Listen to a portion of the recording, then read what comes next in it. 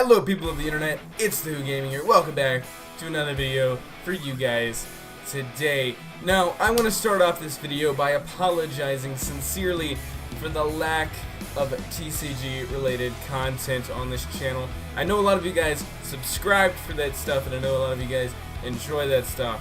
And at the end of this video, we'll talk more about Quest and what's going on with that. But I do have some TCG related content to show you guys today.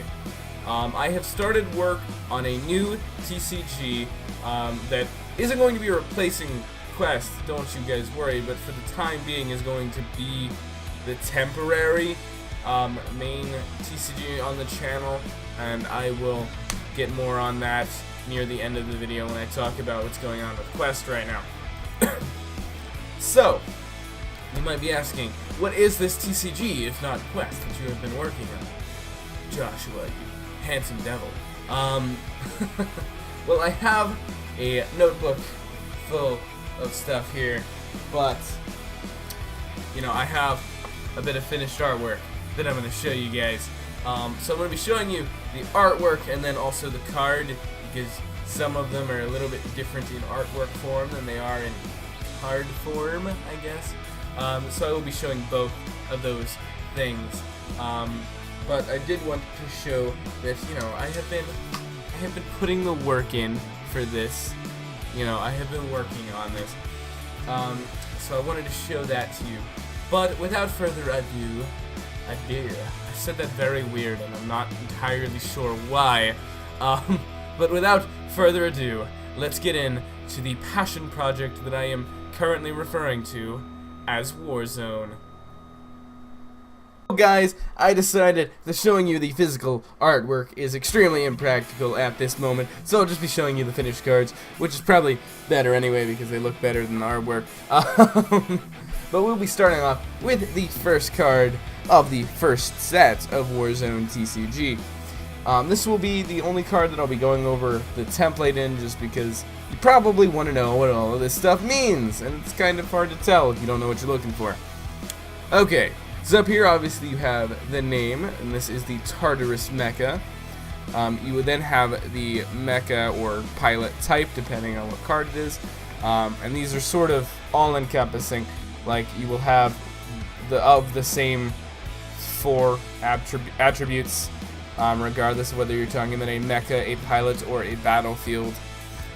This particular mecha is a balance type, so it has a big old B in that box, which means that it is sort of mid-range. It has sort of middle-of-the-road stats. That is typically what balance means, I believe. So, I think you can get that.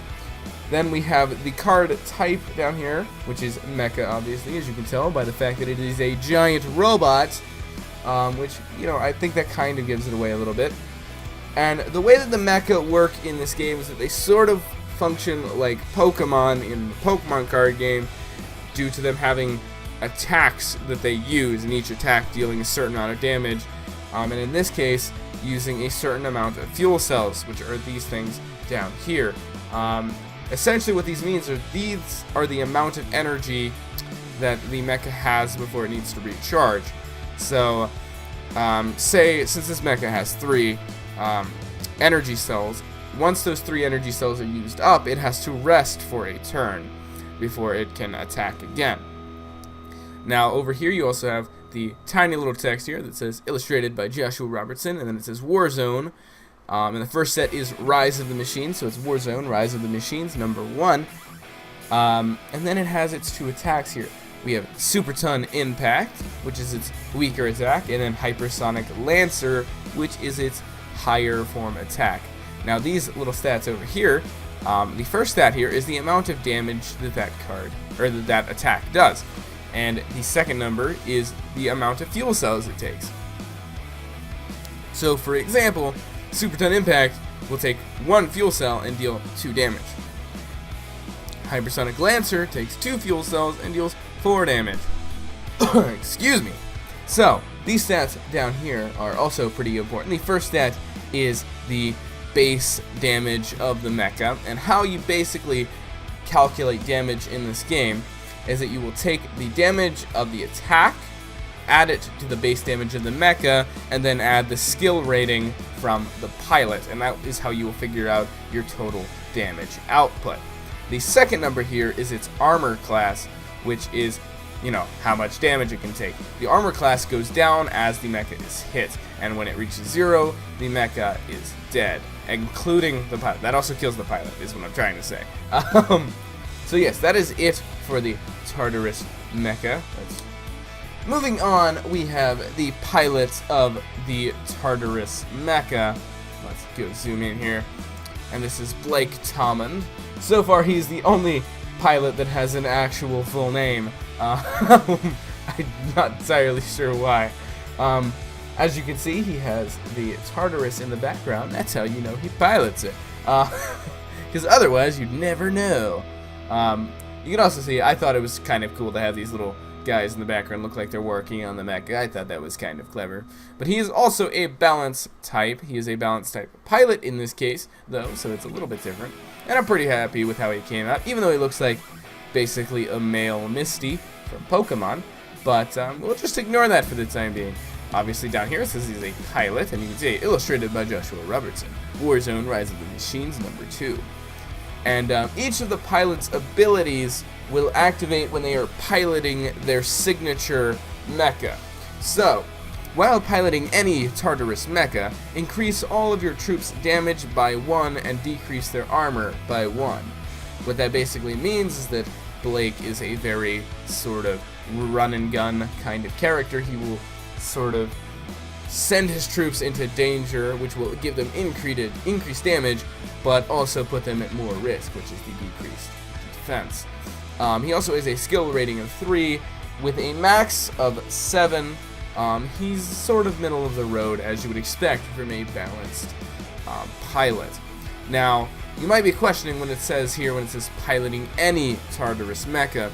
Well, the mecha in this game can be upgraded and can have newer versions. For example, I am currently working on the evolved form of the Tartarus, and it is the Tartarus RX, which gives it increased mobility, and it can fly, which is cool.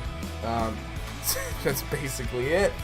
And it also becomes a ranged mecha because it has a gun and stuff. Whoops, sorry about that, guys. A little bit of a spoiler there. But that is about all we have for this particular pilot. Let us move on. Come over here and let us move on to the next mecha that we have to look at, and we're gonna come here. So this is the RM-0-1, which is a really catchy name, I know. It is actually a reference to the original Gundam, which is the RX-78-1.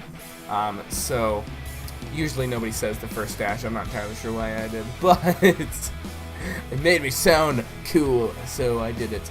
And this mecha is a melee class, or melee attribute mecha. So it punches things, which is cool.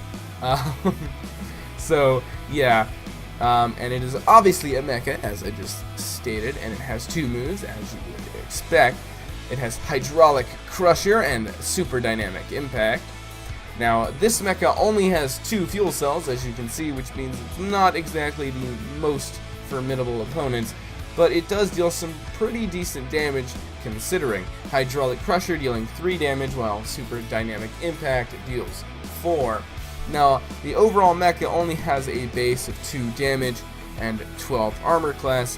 Basically, this mecha is supposed to be like the grunt suit in any typical Gundam series, piloted by the sort of grunts of the series, you know what I mean, like the ordinary guys that aren't the main character. So yeah, it doesn't have the best durability. And obviously down here, illustrated by Joshua Robertson, WarZone Rise of the Machines #5. I'm not quite going in order anymore, but I'm just going mecha to pilot and all that. But I think this mecha design is actually pretty clever. I think it looks pretty cool considering it's a grunt suit. And I'm pretty happy overall with how it turned out. I hope you guys are as well. Now let's take this time to look at that particular mecha's pilot. And you can see here, like I said, Blake was the only one with a full name so far. So this is Carlton.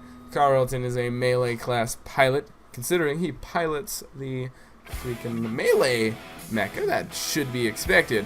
Obviously, he is a pilot, and while piloting any RM-0-1 mecha, once per turn, you may draw an extra card during your draw step. Now, that is the beginning of your turn. You are able to draw an extra card with your, base draw, which is awesome. Now, this is WZRM004, so this is actually a card before the mecha, but I felt like I was already going in order here. But this pilot also has a skill rating of 2, so not exactly the most talented pilot out there, but he is pretty cool nonetheless, and I'm pretty happy with the sort of background that he's got going on there. I think he looks pretty cool. So, moving on to the next mecha on the slate. This is the first of the legendary mecha. Now, this is the Apollo, and he is a space attribute. Space attribute mecha. And yes, I know that kind of seems out of place considering the other attributes so far. One of these things is not like the other. Yeah. Okay. So basically, the space mechas have proficiency in space, and any map or any card or battlefield card that is in space, they have a little bit of proficiency, which is awesome. So this is the Apollo. I think I already said that. I'm not fairly sure though. And I pretty much ripped his color scheme straight off from the original Gundam, with a little bit of changed. And honestly, he looks more like the Wing Zero from Gundam Wing, but we just pretend that we don't see that, and then we go about our lives. But in all honesty, yes, I think he does look pretty cool, and I think that it really does a good job of paying homage to the original Gundam. And one thing that I am pretty disappointed about in the way that this turned out, just mostly because of my scanner on my printer, is that the shading on the arms just did not show up whatsoever, like at all. There is gray shading along this, I swear, but it doesn't really appear as well as I would like it to on this, and by that I mean not at all, which kind of sucks. So I apologize for that, but he does look pretty cool nonetheless. I think he looks pretty imposing. Obviously illustrated by me. It's WZRM-005. I think that's wrong. I think I forgot to change that, but that will be changed shortly. Obviously, he is a legendary mecha, which means that he's a bit more powerful than your typical mecha. So, he has the Supernova Smasher, which deals 5 damage on a cost of 2 fuel cells, and Universal Collision, which deals 7 damage with only a 3 fuel cell consumption. Considering that this mecha has 4 fuel cells, that's saying something.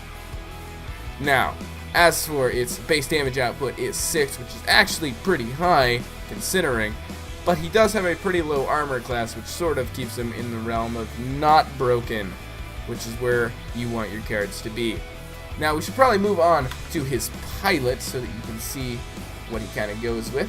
And I tried very hard to make the pilots look like they're a little bit different, like they're a little bit more not just standing in the same position and looking at the camera. So I wanted to make it look like Sun here, who is the pilot of the Apollo. See, get it? Sun. Apollo's the Greek god of the sun. Sun, ha ha, he's in a hot spring, sun, fire, ha ha. Yeah. The sun is here in a hot spring. I think that's a little bit more impactful than just having him stand there. A little bit more, whatever the word I'm looking for is. But I am very bad at the muscle structures. You can probably tell just from looking at all of these characters. It kind of looks like an alien. But hey, I think it gets the point across nonetheless. So Sun is a space attribute pilot, meaning he is better in space. Now he's also a legendary pilot, and this legendary bit does come into play in the actual game. Several of the battlefields, the win condition for that battlefield is to stall until a legendary pirate, yeah, totally, definitely, he's a pirate, yep, this is a pirate game now, till a legendary pilot can arrive. So, his ability states that while piloting any Apollo mecha, double this pilot's skill rating. With a skill rating of 7, yeah, that I almost said 17 for some reason. With a skill rating of 7, doubling that will make it 14. Adding it to any damage output the Apollo can put out. The Apollo and Sun as a combination are kind of unstoppable right now. But there's only like 6 cards, or 8, 6, I don't know, some number of cards in the game right now. So, yeah, that's not really saying very much. But, honestly, this is just a pretty cool concept in my idea. I also have Apollo sitting there in the background. I don't know if you noticed that. Kind of freaking looking cool back there. And honestly, I think this entire artwork just turned out pretty cool. I just finished this one today, so I'm still a little bit excited about it. Moving on to the last card I have to show you guys today, and that is the first Battlefield card. Whoops, went a little bit far there. Let me get back in here. It's the first Battlefield card to show you guys. So, this is the first Battlefield card, Colony Sigma 6. Now, this card also, the battlefields also have an attribute, and that basically means that any mecha with that attribute gets a bonus. So, as you can see, it is a battlefield card, and these right here are your objectives as the attacker or the defender. Now, whoever, basically, I'll go more into this when I do a proper rule video for the game, but you have 2 decks when you play. You have your main deck and you have your battlefield deck. Your battlefield deck will run about 10 cards. The way that you play a battlefield is whoever goes first plays the first battlefield. Whoever loses that battlefield gets to play the next one. Essentially, it goes like that on and on. So, how this works is the person who plays the battlefield is the attacker, and the other person is the defender. So, the attacker has to complete one objective, and the defender has to complete another. So, this battlefield actually benefits the attacker, even though the defender actually has the advantage here. So, the attacker has to destroy all defending forces, which is a pretty hard thing to do, especially considering you can have a maximum of 7 cards on the field at a time.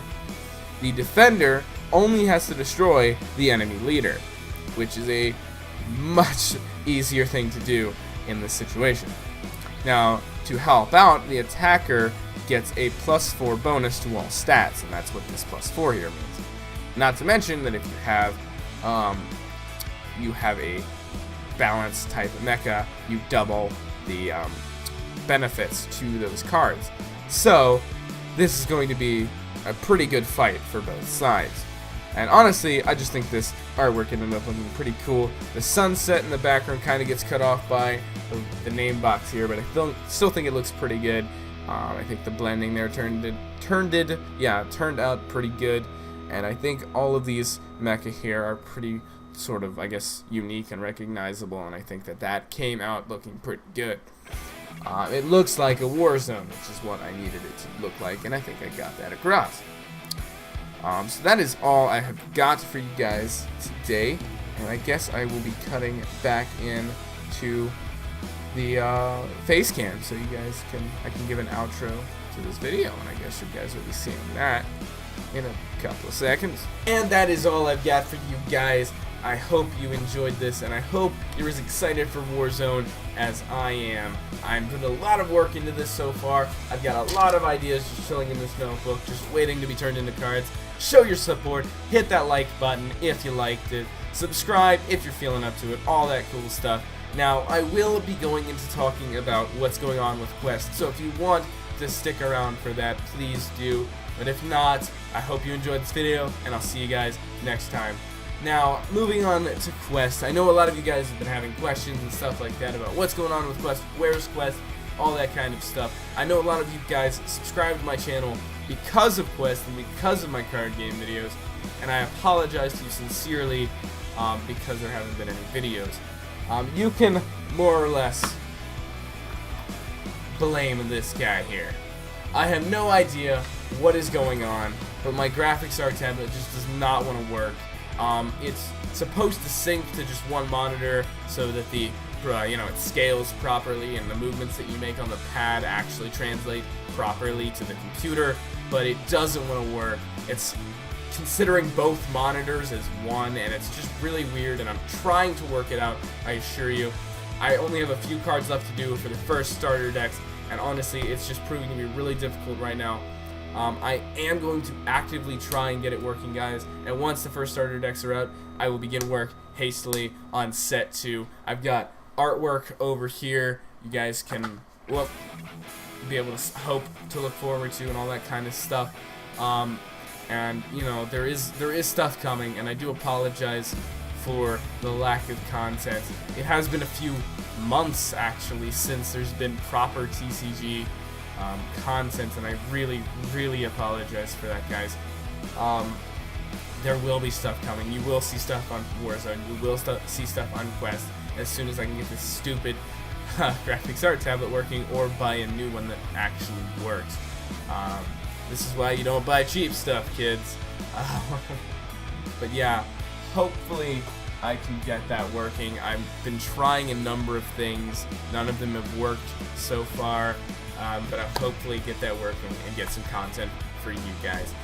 And you might be wondering if I've heard about the new foil packs that the Game Crafter is offering, as well as booster box style packaging to put those packs in. And yes, I have seen that, and I am working very hard to get foil packs out for set 1 of Quest, as well as booster boxes, and I think it's going to be really cool. I'm going to try and pick one of those up as soon as possible, and so you guys can see that. I need to design the box and all that cool stuff, though. And honestly, I'm just really excited for that. So there is Quest stuff coming. You can look forward to foil packs. You can look forward to booster box. You can look forward to hopefully the starter decks pretty soon, and then immediate work on set 2, Dante's Inferno. And that is all I've got for you guys. I hope you guys enjoyed this video. For those of you who stayed, I hope you leave a like, comment, and subscribe if you're feeling up to it. Here are my social medias on the screen down here. Twitter, Instagram, go follow me, check me out. I post stuff on WarZone here. I post stuff on Quest whenever I get the chance, stuff like that. I'll be doing that kind of stuff, posting stuff on this cosplay right here that you guys can check out there. Again, links, or well, not links, but right here, you can see them, links in the description to all of those social medias. Again, I hope you guys enjoyed, and I'll see you guys next time.